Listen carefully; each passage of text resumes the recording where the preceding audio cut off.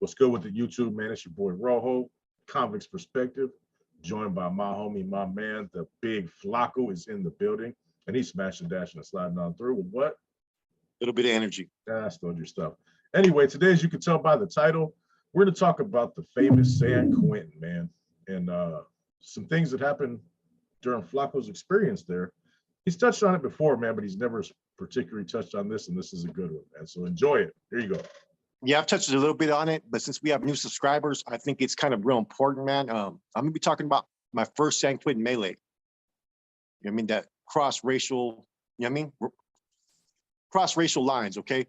So first and foremost, man, in the 90s, I caught 5 years. You guys already know, for shooting into a dwelling, a drive-by shooting. So in the county jail, it was off the hook, man. Fights, melees, all kinds of things, man. But we had a strong faction in Santa Clara County Jail at that time. I ended up on the 6th floor. A lot of hermanos that were there. Junior Rojas, Chuco, again, Little Ray from Salas, Little Gallo, all kinds of good individuals. And I got laced up, you know what I mean? So when I get to San Quentin, I was striving, bro. You know what I mean? I was full force, full-fledged soldado. I was putting in that work, man. You know what I mean? I already had stabbings on mine. I already had a lot of things under my belt at that time. But I wanted to continue to advance. You know what I mean? Already being pulled as a bro. All this stuff was taken into account. So I get there and I go to West Block, end up in Alpine section. And I was there, and the OA at that time was Spukio from Salas, from Casitas. Okay. I started communicating a little bit with him. He seen me as a kid, you know what I'm saying, that was striving. And he put me into a tier security position there. Okay. So this was my first time ever holding any type of TS position. I think I may have been 19 years old. Working hand in hand, supposed to get more clecha. And some issues started to arise in San Quentin at that time. There was an individual named Bobby Lucha. Old man, I want to say he was from San Fran, okay? He was celled up with a Native American. The Native American told him that you got to get out my cell. Because you remember back then, there used to be homeboys that would cell up with natives, that go in there as others. This youngster ended up taking off on the old man and forced his way out the cell. So politics came into play. You know, Wedo from Sajo was there, Gary from Salinas, and then Spukio.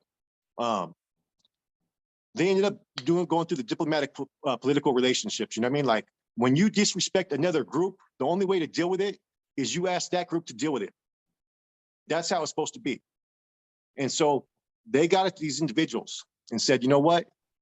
He took off an old homeboy. You guys have to deal with it. The Native Americans said, you know what? And left it at that. In San Quentin? Yep. Hey. Now they were all shout out to the American Indians, bro. They were all in the 4th or 5th tier at that time. I want to say the 5th tier. Okay, so what ended up happening, we had a homeboy named Simone Paul from San Fran. Okay, been around for a minute. He was about to discharge in 15 days. That's a wrap. So he was a big dude. These Native guys were pretty big.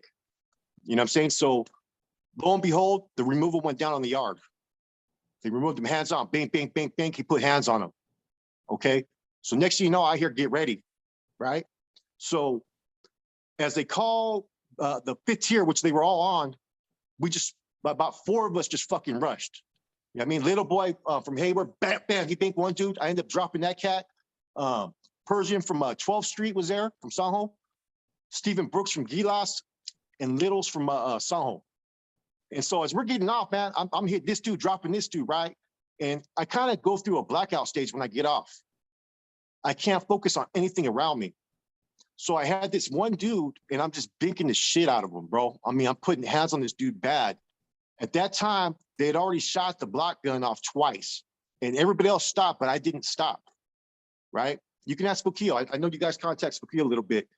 And in the process of them shooting, right, they end up fucking hitting an MTA, bro, with a fucking projectile. I swear to God, bro. Oh, and bro. Sergeant, okay, the individual's now a sergeant. He was a correctional officer back then.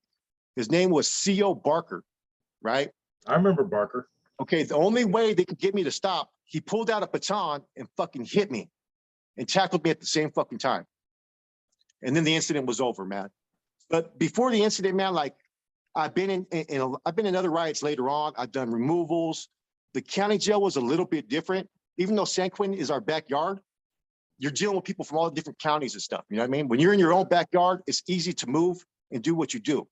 When you get to prison, you're dealing with people from like Mendocino County, Butte County, you know what I'm saying? Sonoma County, all these different areas, man. And anybody that's been in any type of fucking riots or melees, it's a whole different type of animal than it is in the county jail. The county jails kick off, you know what I mean?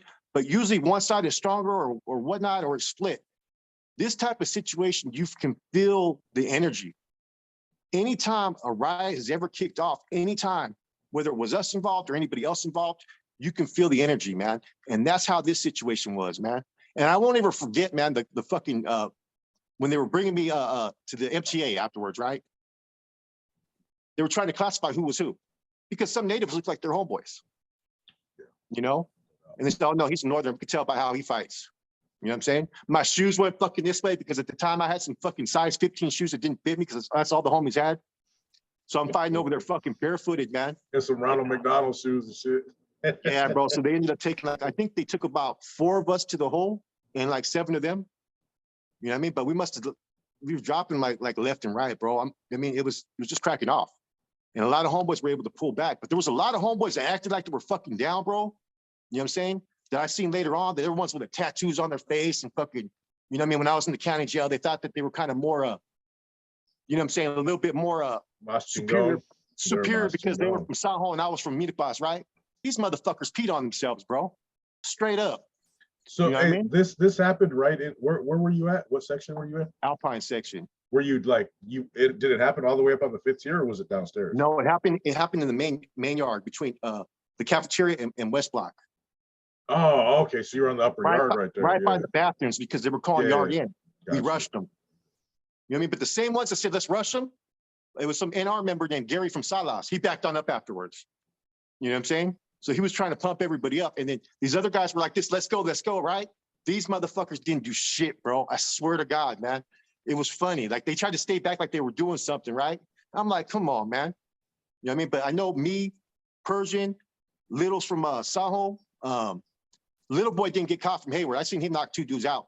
You know what I'm saying? He had some hands on him, bro. I was like, oh shit, man. Because he didn't look like the type that had them hands, but he's just like big, just dropping fools. And you know, it was something for me to recognize later on that I got to be careful, because when I get into that anger stage or I'm getting off, I black out, bro. Yeah, I can see everything around. I can see everything around me, oppositions and everything. But the homies had to tell me afterwards, like, bro, you're lucky you didn't get shot. Because I literally had to do pretty bad, bro. Like he's just on the ground and I'm just fucking nailing him and hitting him. And it was funny how the fucking MTA got fucking emergency leave, right?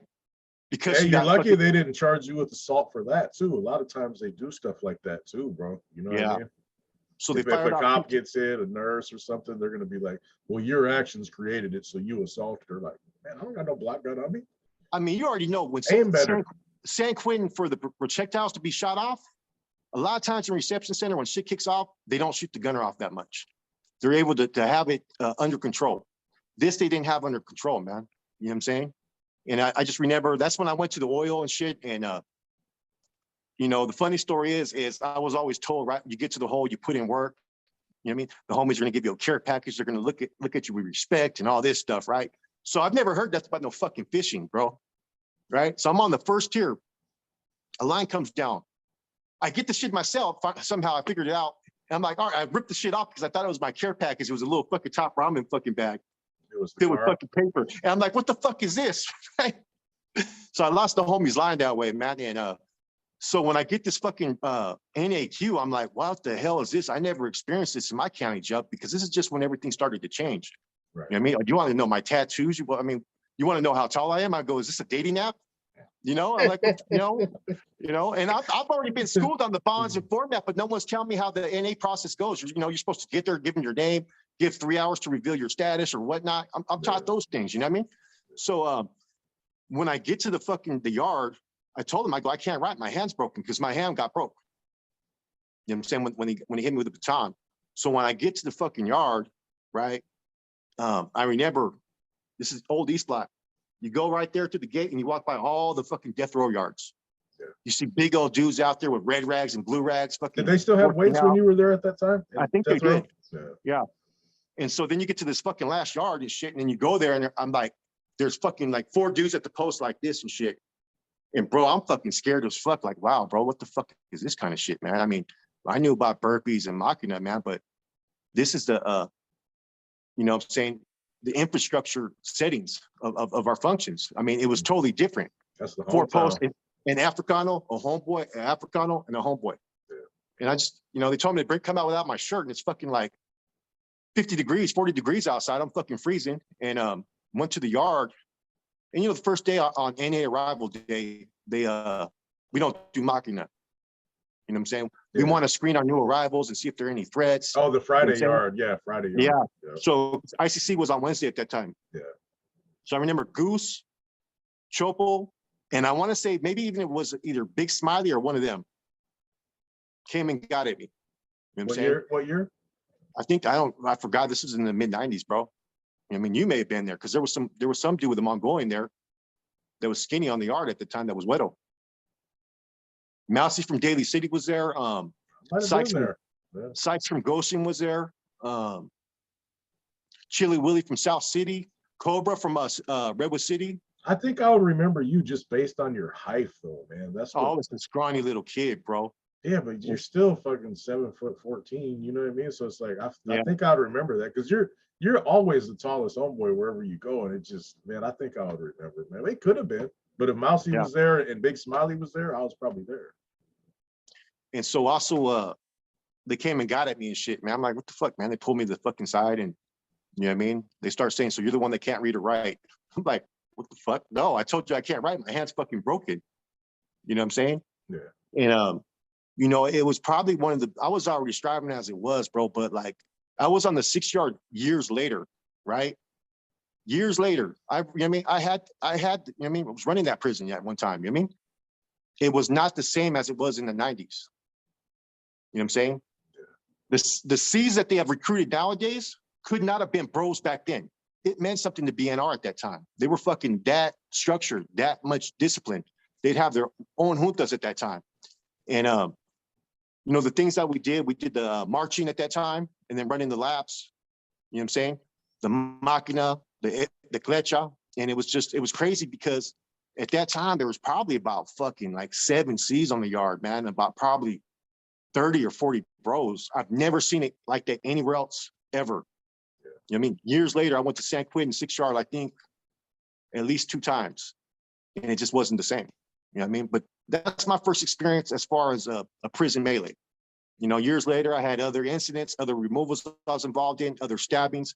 And this was the first one in San Quentin. And it was more like, you know, it just was the cost of doing business in a sense, man, because that's what I wanted to be. I wanted to be a soldado. I wanted to sacrifice for the cause. I wanted to be a part of something. I wanted people to recognize that I'm pushing this line. When I got there, I kept on getting that Spukio, because Spukio had already been a bro for a while, that I needed more education, that I needed more klecha. And I kept on getting at him, getting at him, you know what I mean? So instead, he just put me in a TS position. You know what I mean? Yeah, But, hey, you know what's weird, bro? You know, with Boxer having his channel and shit, bro, it's like, I think the first person to ever get at me when I hit the hole in San Quentin was fucking Boxer, bro. He was like on 4, front bar of 4. I was on front bar of 3, and I pulled up. And I think he's the first person I ever even talked to in Quentin, bro. Small world, you know what I mean? yeah, Pee Wee from Gilroy was there as well. I was there with Pee Wee. And On the yard at that time, there was Big Smiley, there was Pocky, there was Chente, there was DK. Chente was there. There was DK. There was there was Chico, there was Boxer, and there was one more C, bro, from Salas. Hold on, Pocky. Yeah, maybe not. That might have been it, but those were all C's, bro. Yeah. That's crazy. And then there was like, I was a regular N the first time I slid in. And there was probably only like 9 nortenos, bro. And then there's like 25 bros. And like I didn't know all them dudes were C's. I knew Big Smiley was for sure. You know what I mean? He got it tattooed on him. And man, he's 50 years old. They didn't tell you their statuses back then. No, I knew Chico was, because he had the NF on his side right there. It said like Yeah, right here. Daniel Soldado, but he had the Man, bandana. I remember Chico came over to my house, right? We're partying there. We got some females, and he just happened to have to show off that tattoo by just taking off his shirt. You know what I mean? Oh, Like of that. course he did. Swear to God, man. And the minors were like, oh. I was like, oh man, look at this fucking dude, bro. You know what I mean? Shouts out to the homie Chico though, man. Yeah, I didn't know Boxer was a C, you know what I mean, for sure. But he was, you know what I'm saying? He was real discreet, you know what I mean? He just kicked back. Boxer was an observant motherfucker, bro. He would sit back in the corner, arms folded, and just watch. You know what I'm saying? So he wasn't out like bragging about his status or nothing like that. It's like he knew what he was and he didn't have to do all that. You know what I'm saying? But yeah, there was a lot of C's back there, bro. At one time to have that many on 1 yard, you know what I mean? It was crazy, bro. Check this out though. This is where the story gets interesting. So you know how there's a 6 yard and there's a 2 yard, they're right next to each other, right? Yeah. So what they ended up doing, right, was it was Chopo and Goose. They went over there to get in contact with those Native Americans. They talked to them at the fence. The whole issue got squashed. We ended up getting kicked out to reception. Now we're listed as enemies now, right? They put us up in Donner. They put them back in Alpine. So when they had the group yard, guess who we were out there with? Same guys. The same guys, man. And it was like nothing. They would even give us shouts out like that. And you know what I mean, I seen the one dude I gave a black eye to, you know, we weren't talking because we know what happened, but there was just, I think they had a mutual understanding that it's just the cost of doing business. It is. And that's the thing with riots and melees. You could be in a block, you know what I'm saying, with other different oppositions and gain some type of respectful relationship to where you maybe like the individual and they're part of another group, right? But when shit kicks off, you got to do what you got to do. It's nothing personal. It's just business. And it may just be because one individual within your crew fucked up and your leadership didn't want to deal with it. Because it's kind of hard to sit there and go and tell another group that you got to deal with this people or we're going to deal with you. You know, and that's how prison politics and conflicts happen, is when you step within the line and trying to tell what another group needs to do. And if they don't respect your wishes in which how you impose it, then that's where the conflict happens. It's like with different groups, you could have some sureños where if one of theirs fucks up, they'll whack the dude. You know what I'm saying? You know, we'll whack the dude too. It depends what happened.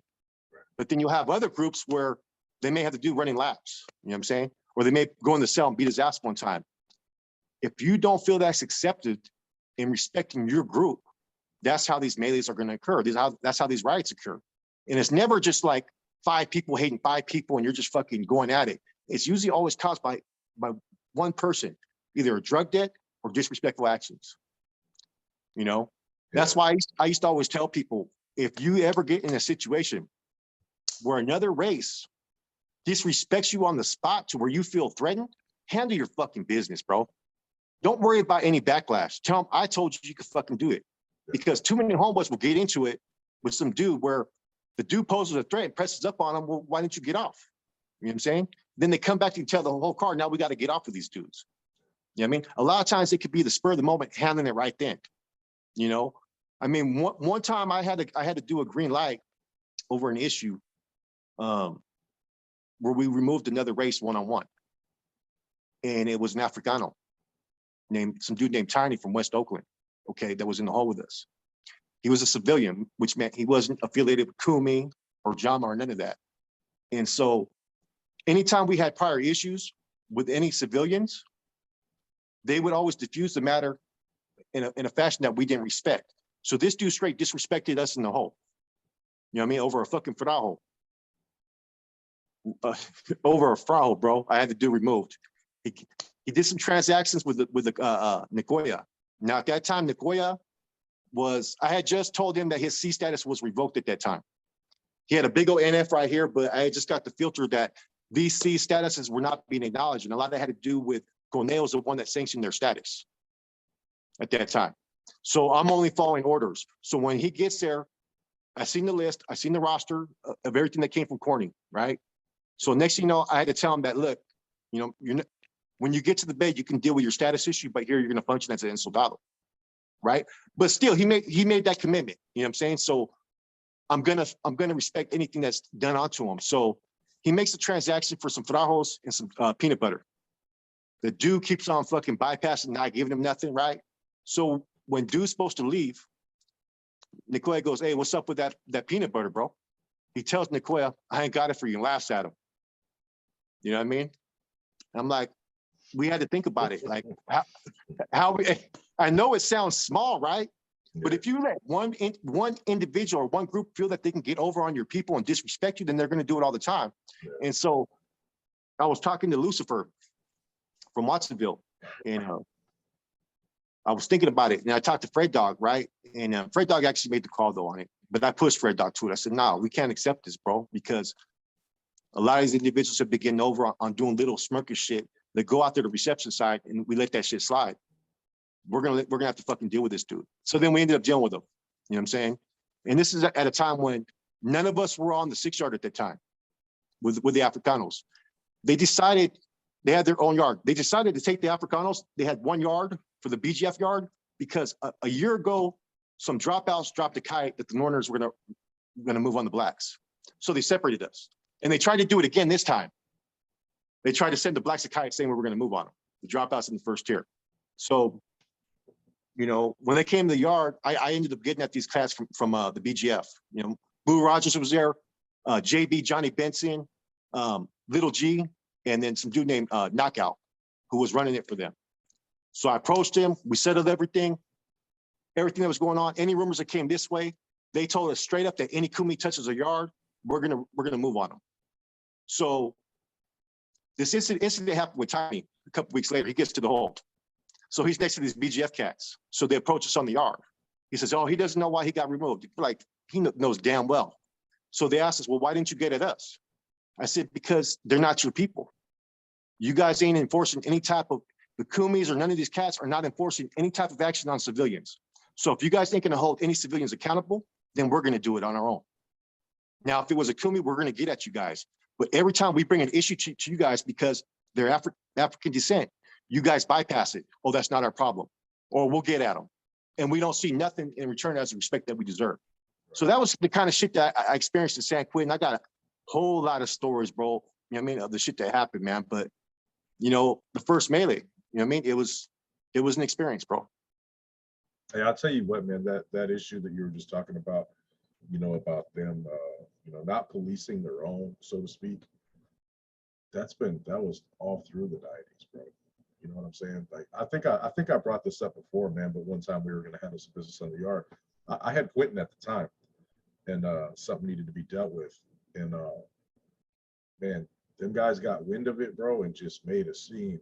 What you guys got a knife on the yard, like hella loud. And just after that, we couldn't do it with them no more. You know what I mean? We try to give them the common courtesy, hey, at the end of yard, we're going to take care of some in-house business. You know what I mean? So if you guys want to be over by the basketball goal talking, you know what I'm saying? Just so you know, you don't accidentally get hit with the block gun or nothing. Whoop-de-whoop. Bro, dude, it was a mistake, man. And they've asked me to help them to get the Kumis off the yard before as well. And I think Boxer went through the same shit with them a couple years prior. You know what I mean? It's like, you guys came to us back in the days, our forefathers, and asked if they were allowed to share the yard.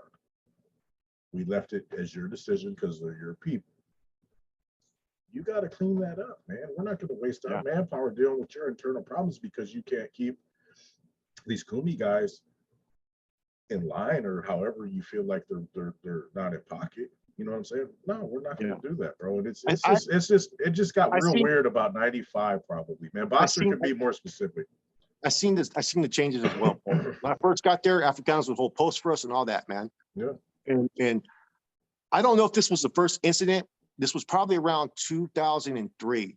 I don't know if this is the first incident in San Quentin where we ended up removing another race in that fashion, like in the last 10 years. Because before we could go to them, but we started seeing that we couldn't. You know what I mean? We couldn't. I mean, there'd been past issues in other places as well. I mean, because before, you know, the Kumis used to be kind of like, it's hit miss with the Kumis. Some of them will rock with you, some of them stand against you. And it's no disrespect to the Kumis, because I know a lot of solid ones, but there's also ones that were faulty. There were also ones that said, this is our business, this is our politics. Well, then why the fuck are you getting at us then? you know? And so the ties had been severed when they started playing this civilian role. Oh, he's a civilian. So we're not gonna let no civilians disrespect us. You know what I'm saying? It doesn't matter who it is. You disrespect an order, we're gonna get busy with you. You know what I mean? That was the mindset. And that's what I pushed to the Carnal Fred dog, was he wasn't sure about. I'm like, it doesn't matter if it was just a fucking peanut butter. He laughed at the Carnal's face, bro, like it was nothing. If he thinks he can get away with that, and he goes out to the reception center, we got to set an example. And so we did, and we let the Africanos know why we did it. And we told them to let them people out there know that if they don't want to deal with their civilians, then we're going to deal with it ourselves. You know what I mean? And that's just how it was, you know? But, you know, I noticed the difference when I went to Corcoran. We had a relationship with a lot of these BGF cats. I come back about 6 years later, no type of fucking relationship, bro. You know, things had changed, you know, and I realized that, you know, as opposed to how I experienced my first term in San Quentin, having relationships with Afrikaners, it was solid back then. I mean, a lot of them looked out, showed love and all that, bro. Years later, it was on an individual basis now. It wasn't collectively, you know, and all their solid ones were either already doing life on a level 4 or in the shoot, you know, so. Hey, a couple of things, bro. Hey, sorry, bro, go ahead. No, go ahead. Hey, a couple of things, man. Check this out, man. I would go out of my way in Quentin after I became a bro, you know what I mean? When I had a little more ability to kind of make my own choices, I would go out of my way to ask the brothers to post if I used the restroom or something, just to that show of unity, you know what I mean? And try to be like, hey, I trust you, you can trust me, whatever, this and that. Man, I came back a couple years later, bro. It was kind of like, it wasn't funky or nothing. It was just different, you know what I mean?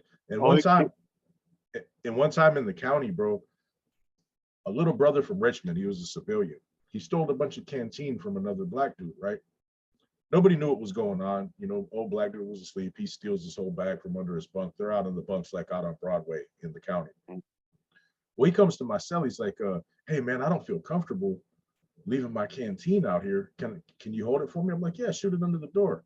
So they see this fool shooting me hell and shit. I didn't know he jacked stuff, bro. You know what I mean? I thought I was doing him a solid, right? Well, oh, hell no.